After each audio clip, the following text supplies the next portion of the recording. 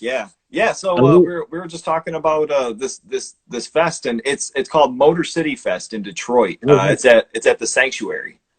okay. I know where that is. I've heard of So that.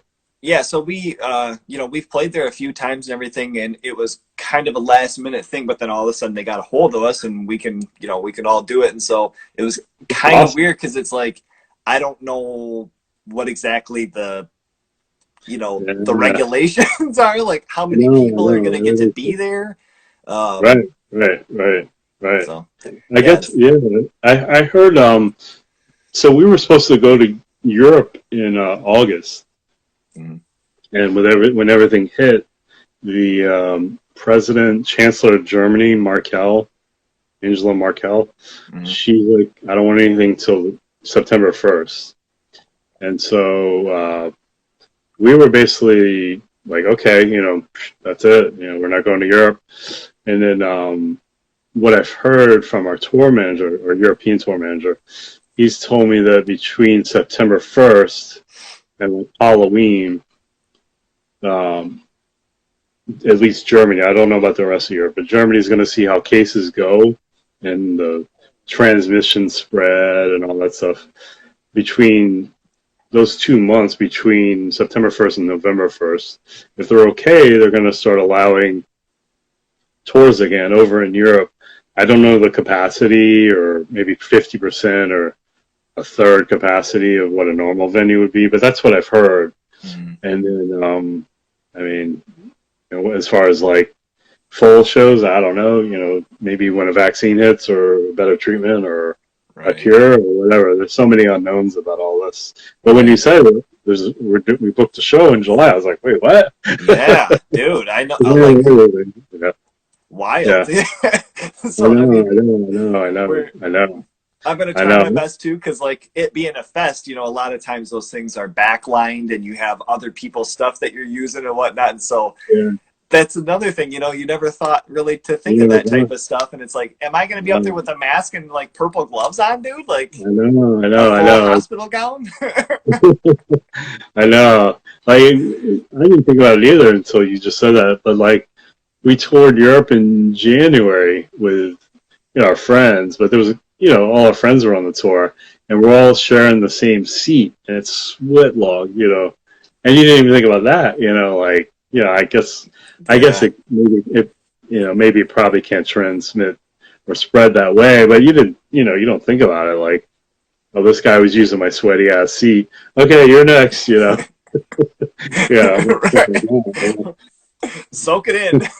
I know, I know.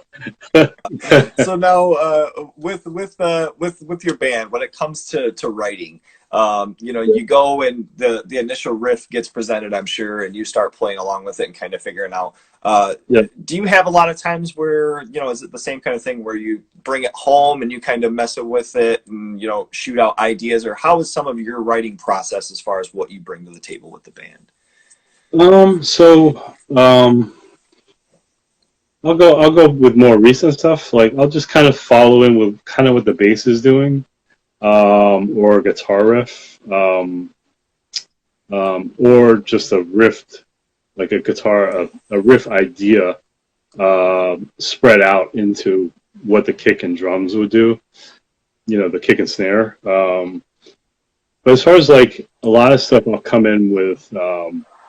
My thing is I'll have like an intro idea, or like a part in the middle with a bridge. There's a part in the middle of LYD, on Use Your Voice, the middle section. Mhm. Um, and we couldn't figure out where to go with it. Me and Adam were working on it, and he had an idea for it, but we both were like, was it hitting where we kind of were hoping it would go, kind of thing. So I slept in the studio. I recorded the whole song, but I slept at the studio. Still wasn't satisfied with the middle part yet, and I slept on a couch. And it came to me like 3 or 4 in the morning. I was sitting probably 20 feet from the drum set, sleeping. I mean, sorry, I was sleeping 20 feet from the drum set, and it came to me like 3 or 4 in the morning, and I was in the studio by myself, and oh, I got it. We were working on it, but it kind of wasn't going where we hoped. And about 3 or 4 in the morning, I just started playing the part, and then we recorded it like first thing the next morning before I forgot it. Right. Yeah. But we all kind of like someone will come in, whether it be Adam, Rusty, or Todd. They'll come in with a main riff idea, or even on the first record, Eric Rice. They'll come in with an idea. We'll kind of jam around it, jam with it. If it needs a bridge, someone will help with a bridge. If it needs we're hearing more accents, we'll put more accents into it. It's all after someone comes in with a main riff, we'll kind of collab on different thoughts or ideas. We're pretty like, some songs are pretty much like, this is the way I'm hearing it. Put your ideas in, but somewhere in the vein of this main idea. But then we'll have other songs that are more free flowing and everything up to your own idea. But we're kind of after the main idea comes in, we'll kind of jam around that main idea. Okay. The weird thing is I came in with 2 songs on FTTW. And I can't play guitar. I can play a little bit of bass, but I hum the ideas out to Todd Morris, and then he figured them out on guitar. So it's like we've done that too. Or Toby hummed ideas to us before, or drum beats, or breakdowns, or bridges, and we've worked that way too. We're pretty much open to whatever works. Sure. Okay. I always love hearing that. And I was talking to somebody recently, and I'm trying to pick my brain on who it was, but in one of my other interviews, and they were talking about how they like sing certain like guitar parts. Like, no, it should be like da da da da da da. And I do that stuff, and I've had so many times I've been ridiculed. They're like, "What the hell are you doing?" Like, no. I love hearing that shit because I'm like, yes, it's not just me. It is a thing. No. And the flip of that is, our own Rusty Pistachio has come to me with drum ideas and done that. Stuff like that. And I'm like, oh, I hear it. Yeah. Oh, okay, yeah. So we've done it musically, and he's done it drummingly. Yeah, sick. Okay. So when you are writing, like, do you have, for like certain fills or something, do you have like a notepad that you write down like, okay, this is what I have to do here, or do you record something with your phone just as far as to kind of help your memory, or is it all from just memory? No, it's a little bit of both. I do know how to read a little bit of drum music. I can read and I have written drum parts out on that, especially when I'm about to record.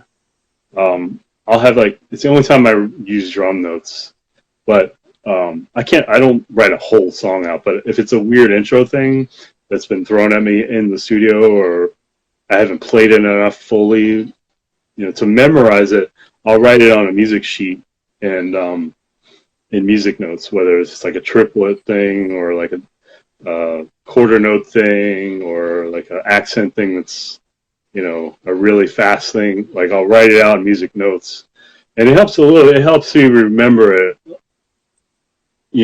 before I actually play it.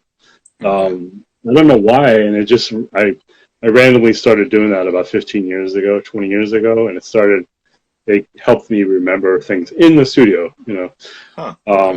I think the one time I actually really had to do it was when we recorded with Matt Wallace, and we changed the drum part around actually in the studio, and I'm recording. It's a song that didn't make Go, but it's on a B-side of Go, and it was released in Japan. And basically what happened was I was recording it, but the kick drums were too busy. The kick drum pattern was too busy. It was a very open type of riff. And it was a song called Locked Up Doors. It's probably on YouTube. But I took all the kick drum notes out except on the ones. But I had never played it that way till I was actually in the room with the headset on, with a click track going in my ears, Okay. And I had to write it out because it was like, okay, I've never rehearsed this. I'm gonna write it out, and it helped me remember what I had to do. You know, this was like early Pro Tools days too. But I ended up knocking it, knocking it all the way through. But it was definitely a challenge because I had never done that before. I had never recorded something changed on the fly to a click. I only started recording a click like late or practicing and recording late '90s, early 2000s. That was like something new too. Like because on our first couple of records, we just recorded it as was. You know, Okay. Okay. like put your headphones on. Okay, go. It was like Right. now we record everything in a click, and I like it. I like recording with it. It took a little bit in the early 2000, like 2000, 2001, 99. It took a little bit of time to get used to, but now I kind of use it as like my friend, as like what'll keeps me in check, and it's like playing with a bandmate. It's like playing with a silent bandmate. I know a lot of drummers don't like to record with clicks, but I tend to like it. It took a little while to grow on me, and I love using it in the studio because it's just like you can either fight it with your mentality, like I don't want to do this, like, or just relax and play with it. And I Yeah. just Embrace it. relax and hit it, and like But I know some friends of mine, they don't like, they'll have it in the beginning of a song, but then they'll have the engineer kind of volume it down so you can't hear it. A lot of people don't like to hear it, except in the intros. But I like hearing it all the way through. I mean, especially if you have like a song that's really fast, and then you have a halftime part in the middle of that fast. It keeps you in time, and it records it on point. And it took a little while to get used to it, but I like it. I tend to like it. What was the first album that you used to click on? Go. Oh, okay, okay. Yeah. I guess I did hear you say that. I didn't know if you were saying if it Yeah. was that or if it was nothing to prove.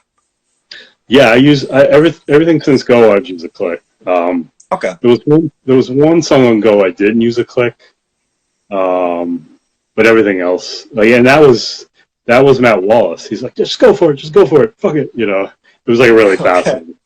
But everything else, Okay. everything else I've used since 2000, I've used with a click. And a lot of people don't like it because if you're playing a song that's really fast, you're gonna hear this in your ears, and you got to play to that. Yeah. So like Right. a lot of drummers don't like it. They want to hear the quiet and they want to hear the kick and the snare. But if you rehearse enough with it, and then rehearse the songs you're about to record enough with it before you go into the studio, it's. I'm not saying it's easy, but you get more used to it and comfortable with it, and you just kind of just go with it, go with the flow Sure. with it. Sure. Okay. Somebody's asking, do you like double pedal? Nope, Have you ever I never used used it. just the Never used single, it. right? Okay. Yeah, I have messed around with double pedal with accents, but never live or never in the studio. Okay. Never in the studio before. Yeah, it was, I guess, something when I was learning drums early on. I had saved up a bunch of money to buy a double pedal. And Oh, it was almost a thing where I wasn't using it as like Slayer, Rain and Blood. Like I wasn't using it in that sense. It became a yeah, thing that helped me with keeping tempo and keeping time signature. It was something okay. where I kind of used it as a utensil. It wasn't necessarily like that, but I mean, I bring up Yeah, Slayer because like coming up, thrash was my thing. Like that was my yeah. introduction to heavy music. No, So yeah. I don't have anything against it or anything. Like I like it too. It's great for that with accents and even some drummers like to use it in fast beats too, just to you know like just to keep it like a steady beat, or if they yeah, want a lot of stuff going on. yeah, right. So now with all the albums that you guys have with H2O, what is a track that you always are begging to have in a live set list that never makes it? Wow, that's a good question. Uh, wow, because we tend to play a lot of our stuff, but there's a lot of deep cuts on our early Epitaph records that we don't do a lot. There's a lot of deep cuts on our early FTTW and Thicker Than Water. Mm-hmm. There's a song on Use Your Voice that we've never played out to. A couple songs on that. We've done, like I said earlier, we've done pretty much everything on Nothing to Prove Okay. except In Line. I would probably say on on FTTW a song called Follow the Three-Way. Oh, okay. Yeah. And that's actually the last song on the record for the cover. Yeah. Someone saying Memory Lane. We do that still. We do play that a lot. We play that a lot actually. A year and a half ago, we went to South America and we play that down there. And that song gets, like, when we play that song in Colombia and Chile, that song gets a great response. Nice. There is some stuff on we used to play Self Reliable, and Underneath the Flames is another song where I Sure. love playing that song. Me, Adam, and Rusty, when we're sound checking, sometimes we'll play that song. It's a very DC post-hardcore song that's on Go. That's another we love. I love sound checking that because it's fun. Rusty sings it in sound check. And it's all called Self Reliable on Go too. Out of Debt we used to play, but we haven't played that in a long time. That's another fun one to play. Okay. On Thicker Than Water, wow. We used to play. I like playing Universal Language on Thicker Than Water, but we don't play it that much anymore. It used to get a really great response. We've opened up with that song live for years. Now we kind of do Ever Ready Live first a lot, but Okay. Universal Language was like a song we opened up for many tours, many shows. But we haven't played that live in a long time, probably like 5 years at least. And the Madonna cover, Like a Prayer, we used to do that, but we don't do that much anymore. I think the last time we did that was 5 years ago. We did that a lot, but we haven't done the Madonna cover in a long time. Yeah. Okay. I forgot about that. I've seen that online a couple of times. I completely forgot that you guys used to do that. Yeah. We actually had to ask, obviously, because we recorded it. When we were on MCA, we had to get clearance through her publicist to record Like a Prayer. And I believe there's 12 listed songs on Go, but that song's the 13th song on Go. And we had to ask permission to record it. And we got the green light to do it, but you know how that stuff works. It was a cover, so she wrote it, and we got clearance to do it. Sick. That's a fun song too.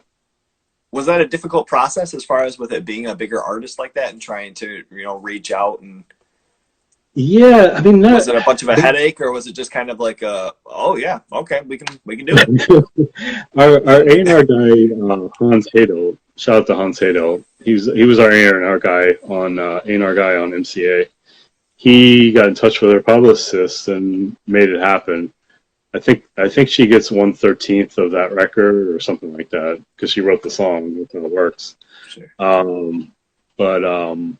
I mean, she's a whole nother level of huge, and but we've done other covers too. But that was the one where we actually really had to go to her publicist and be like, "Hey, we're going to put this out on a major label," and right, working out in the long run. But we actually played that song many years, probably at least 10 years on the road until probably till Nothing to Prove came out. We were playing that live a lot. Okay. What was it as far as, because you guys had a whole album of covers? Yeah. What did you have specific ones that were your pitches to do? So going back to Nothing to Prove, we toured probably 2.5 years on that record, and then fall winter of 2010 going into 2011, we all were, let's do a cover record. We have so many bands that we all like the same, like our influences are a lot of the same punk bands and growing up in DC punk scene, me, Rusty, Toby, and Todd. And so a lot of it was Discord stuff, mixed in with California punk, mixed in with New York punk. And so we would, Toby had some ideas of what songs to cover, and we would record it, but we'd be like, oh wait, we forgot Sick With All or Warzone, or Madball or 7 Seconds or Embrace was a Toby idea that I liked the way it came out. I didn't know what to expect, how it was recorded, and I actually recorded that one on my own by myself. Took just me, the engineer, producer Paul Miner, and a click, and coming home from an Australia tour, and it was like, oh yeah, okay, let's do it. And I listened to it, I'm like, okay, like I didn't know what it was going to turn out to be, but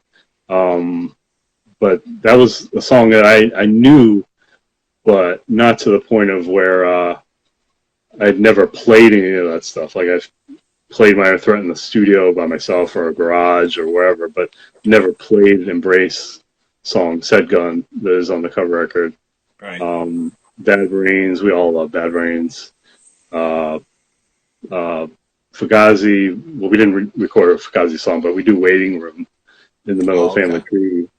But a lot of those songs were like, yeah, that's cool. Like Verbal Assault was a little off the wall too because it had the piano in it. Todd Morris did the piano in that. Okay. We all love Verbal Assault, Trial, Bad Brains, of course, I mentioned. Circle Jerks was on the Cali 7-inch. Government Issue was on the DC 7-inch. So those are the bands that we were most. There was a couple that we had forgot too, like Scream, Soulside, a couple DC bands. We could have recorded like 50 songs. Right. But it was all a collective mostly. It wasn't just one person kind of saying, "I want these 2 tracks and this." Okay, cool. Yeah, I mean, it was like a lot of the songs we recorded, the stuff that we all loved, but we wanted different. Like we didn't want to have all the same style of songs on it. Ramones, Toby would throw an idea out for a Ramones song or Circle Jerks. Some of it was Toby's ideas too, because I mean he's going to be the one singing them and feeling them. But once he threw them out, we all were like, that's great, that's cool. We all grew up on the same music. I mean, growing up we all went to high school together. I've known him since I was like 14. And I kind of knew the songs that were going to be picked before we record them too, Yeah, right. So somebody was just asking or mentioning that 2 days ago was the anniversary of the death of Vinnie Paul. Yep. And this is going into my next question as far as what are your 5 favorite drummers? Okay, so I made a list. I made a list of horror movies and drummers. Oh, we're gonna get to those horror movies, my dude. Yes, we haven't gotten to that yet. I have a gift of gab, as you probably noticed. I see. I love it. So I would say number 5, Peter Moffat. He was the drummer for Government Issue. 4 would be Bill Stevenson from Descendants, Black Flag. 3 would be Jeff Nelson from Minor Threat. 2 would be Mike Borden from Faith No More, because he has an open-handed. I play open-handed. He plays open-handed. When I was about 15, I saw him play on MTV open-handed. I was like, oh, okay, I could do that. Someone else is doing it.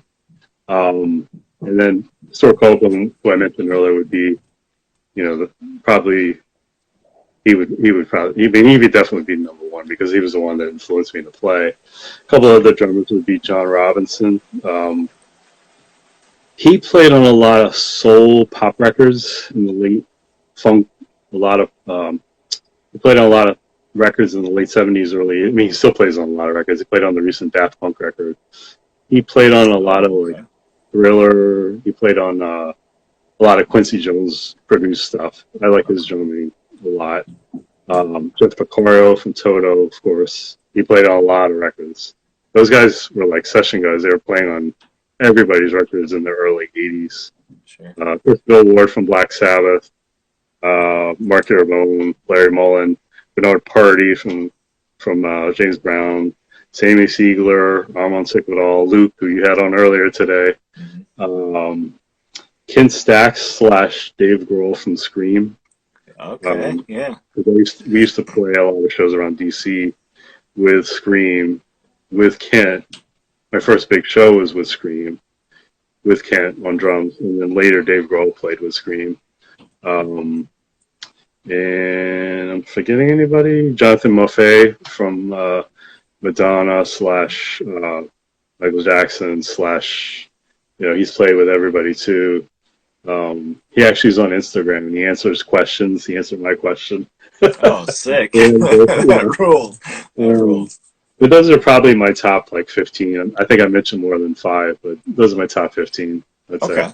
Okay. Yeah. And, I mentioned this earlier too, but I love hearing, people that, you expect, or at least when you're new into seeing hardcore, it's like, oh, all they listen to is heavy music and da da da. I love Yeah, hearing when people bring up pop music, or they bring up, yeah, yeah, like yeah. I was talking to the guitarist of the Acacia Strain the other day, and he's like, I love pop music. Like, that's my aspiration, is to write pop music. It's like, Yeah. what? Yeah. No, So I it's so mean, cool to just see all the inspirations that that come about from from yeah. within the community. It's a beautiful thing. I can appreciate crazy drums, but I can also appreciate straightforward drums too. Yeah, yeah, Quick snare, quick snare. I love that kind of stuff too. Like sometimes I think some of our early records we were experimenting with different things, and now listening back, I'm like, ooh, I may have played that. Now listening to it, I may have nowadays I would play it a little bit differently, a little straighter maybe in some ways, but hmm it is what it is too. You kind of live and learn. But a lot of our stuff, I mean, we listen to, like, Toby's favorite band is Coldplay, and right, Rusty. right, U2, we all listen to U2. Like, um, Todd, our guitar player, loves Rolling Stones. You wouldn't hear it in our music, but we all love all kinds of different music. hmm Not just punk and hardcore. I mean, we love it, we live it. It's what we do. But we listen to other things too, hip hop. right, You know, just pretty much anything. sure, Like anything else. You can't listen to. I mean, at least with us, we like to listen to different things in the van or traveling or on headphones.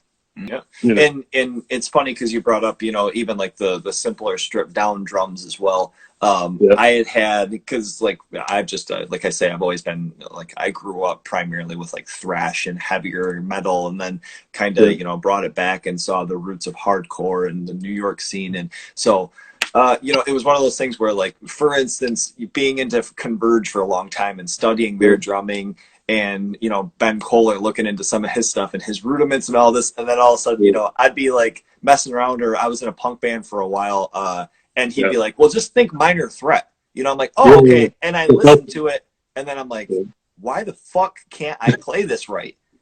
Like, Oh, yeah, yeah, like, it's crazy because it's simple, but yeah, then you go back and it's like you've kind of trained your brain a little bit differently. It's like, okay, I need to just keep this simple, and yeah, and yeah, and it's kind of, yeah. it's a very odd thing. I don't know if you've ever had that problem where you've tried to, you've played certain stuff and then you've kind of gone back and tried to recant back to a different style possibly. Yeah, no, so like a lot of our stuff, the way it's recorded isn't necessarily the way it's going to be played live. So like, um, when it's being recorded, a kick snare beat might have a double in there, whereas live, like, I mean, it'd just be a single. Like I've like in 1995, I used to play, super doubles in the kicks and everything. And but talking to Rusty one time, he's like, I think live it flows smoother if you just do a single. I was like, oh, okay, I didn't even think about that. Whatever you want, I'm cool with whatever. None of us are like, no, I'm gonna play it the way it is on the record. If you that way. Okay, cool. If it works better with the vocals, that works for me too. So Right. Okay. we keep an open mind with everything. Sure. Sure. Okay. So now, we had mentioned a little bit earlier, we're going to start getting into a little bit of horror. Okay. You also have a passion in the horror community, and Yeah, obviously I do. That's where the majority of this page goes to. you're the real funny horror guy. Yeah, you know what I'm saying? I try. Yeah. So if we can start out, being a horror fan, where did your start come from? Where was your horror origin? What were earlier movies that you saw? So the first horror movie I saw was Horse, the original Friday the 13th. That's kind of where I started, and Halloween. You know, back I'm talking like early '80s. There wasn't I didn't have access to it. We maybe HBO was starting, and but it kind of started with Friday the 13th and kind of went out from there. Nightmare on Elm Street, and I've seen pretty much except the last two Friday the 13th, and I know there's a lot of them. There's like 12 of them or 10 of them or something. Yeah, But right. I recently saw the 88 one, 1988. I think I saw the 86 one in the theater. I think it was part 5, part 6. Hmm. But I've seen pretty much all of those, and it kind of just went from there. Return of the Living Dead, 86. I love that movie. I saw that recently too, and it Yeah. kind of feels like the acting's good in it. It's not corny, not cheesy. It can hit today. It doesn't. Some 80s horror movie. You watch them now and you're kind of like, that kind of, including parts, a couple things in Friday the 13th you watch now and you're like, Yeah. but the acting in that movie kind of stands up a little bit. Right. But I kind of just went from there. I mean, everybody, an 80s kid kind of starts at Halloween or Exorcist or Friday the 13th. But it kind of just goes from there. The Shining's another one. Okay. Silence of the Lambs in the 90s. That was a great one. But my favorite horror movie of all time, I did a little bit of like research on it. I would probably go because of the music, because of the creepiness, Uh-huh. and there is a tiny bit of cheese in it, but not horrible. I would probably go with the original Omen. Just the music Oh, adds like another layer of craziness yeah. to it. Okay. You Okay. know, I don't know if they do that now where they have a full orchestra. I don't think they do because of budgets. But back in '76, the original Omen had like a full orchestra doing the music before somebody would get killed off. Right. Right. Right. And Right. you don't have that now, like a full orchestra. Here comes the big thing. Right. But I watch that movie. Every time I watch that movie, I'm just like I get sucked into it. The second one's a little cheesy. The third one's the second one has moments. Yeah, there's But moments that are it has good a though. little. I think it was '78, right? The second Omen, Yeah. '78. 77 or 78, yeah. Yep. Yeah, So the what would be first your one. top 10? I know you just said the Omen's your favorite. So do you have a top 10? Yeah, I probably would go with Return of the Living Dead, '86. The ninth, that would be number 10. The ninth would be The Ring, the Japanese version. I don't know Oh if yeah. you Yeah. ever. Creepy as Eight shit. would be Get Out. Get Out. Recent. Oh That's yeah. really Really good. recent. Jordan Peele. I love it. Yeah, that was just the isolation of it too. Yeah. Um, 7 would be Silence of the Lambs. Okay. 6, Halloween, the original Halloween. 5 would be The Exorcist. Okay. I used to see that growing up in Maryland, D.C. area. We used to see the steps in Georgetown all the time. Ah, yes. Got that right there, big dog. Bam. Do you remember CEDs? Yes. Yeah. I have. Oh, okay. I see. Yeah. What Yep. a shitty technology. That's like the cassette of the 8-track. Dude. Yeah, it's rough. Anyway, I'm sorry. I just say No, I it's all have that good. sitting right there. Um, so wait a minute. Oh, 5 Exorcists. 4 would be 28 Days Later. That's Oh, kind of okay. recent. Yeah. Yeah, that's sort of like what's mix of Walking Dead and sort of like what's going on now. Sort Yeah. Yeah. of. 3 would be I would put the Wickerman, the original Wickerman, Christopher The Lee. the what one? I'm sorry. Wickerman, the original Wickerman with Christopher Lee. Oh yeah, yeah. Okay. The Okay. original one. So And I used to have a special yeah. edition of that movie that I got. It was years and years ago at a FYE, and it came in like an actual like wooden box, like a chest. and it Oh, wow. it had like a brass clasp that you would pop it open, and it would have like a booklet in there and the discs. I don't know Yeah. what the hell happened to that. Did you move? Yeah, it's probably that. You moved since you moved? Yeah, I've lost a couple of things. I lost a Gator skateboard too, a Vision Gator skateboard moving one time. Mark Rogowski kind of went crazy, but I don't know what happened to that. I had that board for like 20 years, and I moved one time and I lost it. I never know what happened to it. Oh, But that's my second terrible. would be The Shining. I put The Shining with Jack Okay. Nicholson, number two, Okay. for the isolation aspect, and number one would be Okay. The Omen. I would put honorary mention the Blair Oh Witch yeah. Project, Okay. 1999 Blair Witch Project. And I don't know if it counts as a horror movie or not, but recently the movie Split. Did you ever see Yes. Split recently? I'd give that a Yes. mention too. Those would be my top 10 to 12-ish, But Sick. definitely Okay.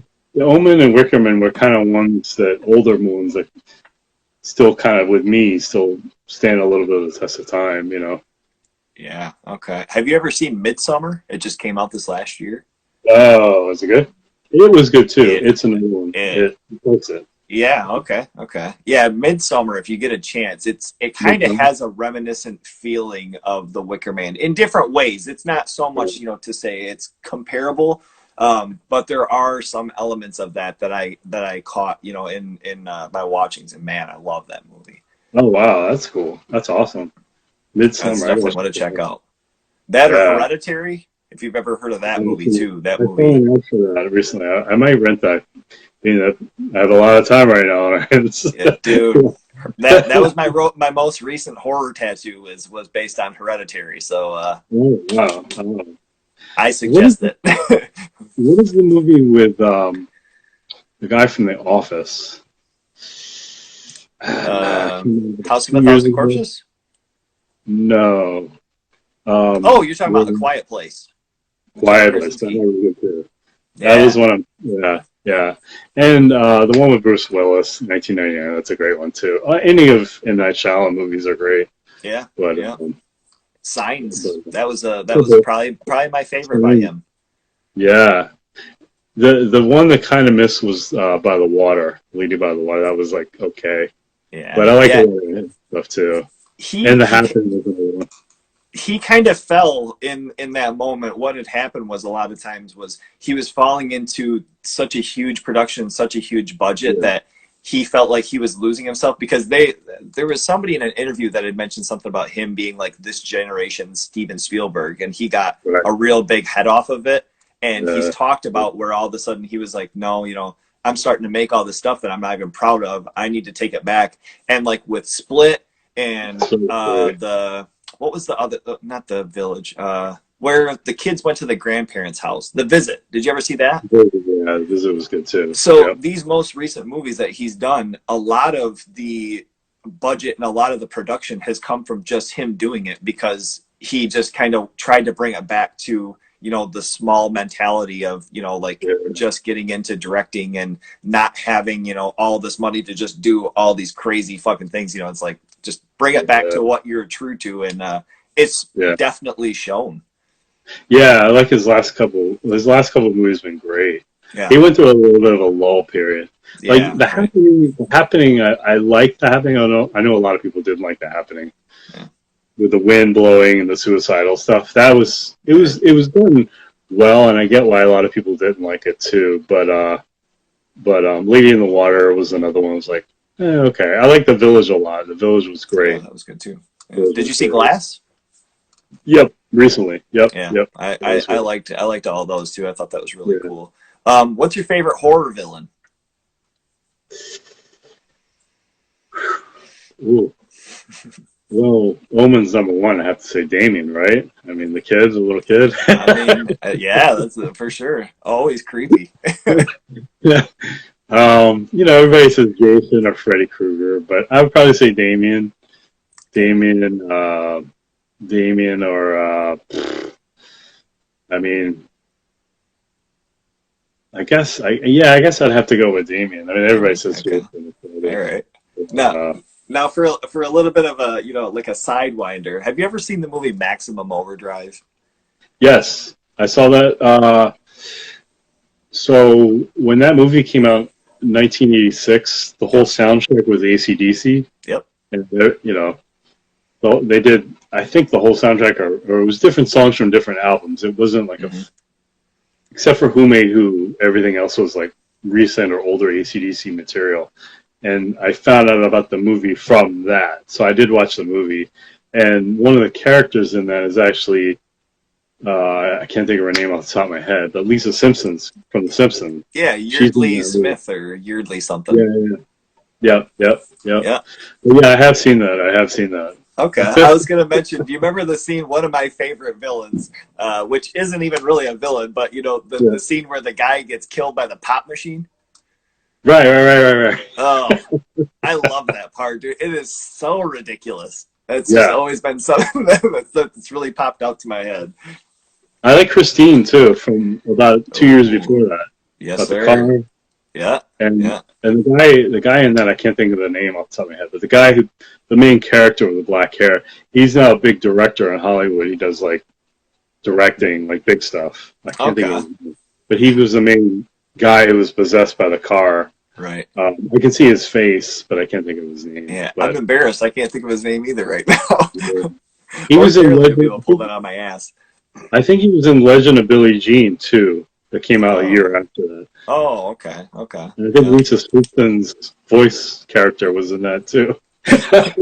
God. I can't think of I can't think of both the names, but Uh, in that mid '80s time period, yeah. right, right. Okay, so now this is bringing us to our finale segment, man. This is Yeah. our last thing. Thank your time has been so precious, and Oh, I cool. really appreciate you being Yeah, on, man, appreciate and it. all the Yeah. insight. So if you want to give a couple of words, something that you guys might have going on, possibly a show or something. If you want to do some pitches, and I have one more question for you. So, yeah, I mean, we're in crazy times right now.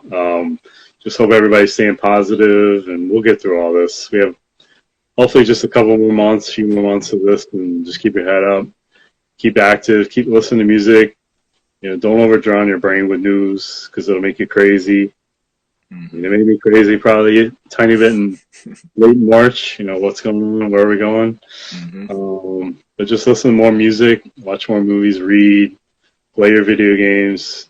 Minimize your social media and your news time, and then it'll be good. I think as far as I did see a question about a half hour ago, I think we're probably going to have to reschedule our two New Jersey, New York City shows. More than likely. I mean, even though we're doing better out here in New Jersey and New York than a lot of the country, I think we're probably going to have to move those till later in the year. I haven't got 100% confirmation on that, but that's kind of what it's seeming like, because I don't think any venue out this way is going to allow anything just yet. At least till the fall. Hopefully in the fall. That's Okay. All right. kind of where that's at. I think Chad Goldsmith, I saw about a half hour ago, asked me that. I Yeah. kind of just remembered it for some reason. Right, right. Well, I mean, if you're looking for something, we might be able to set something up in Detroit, dude.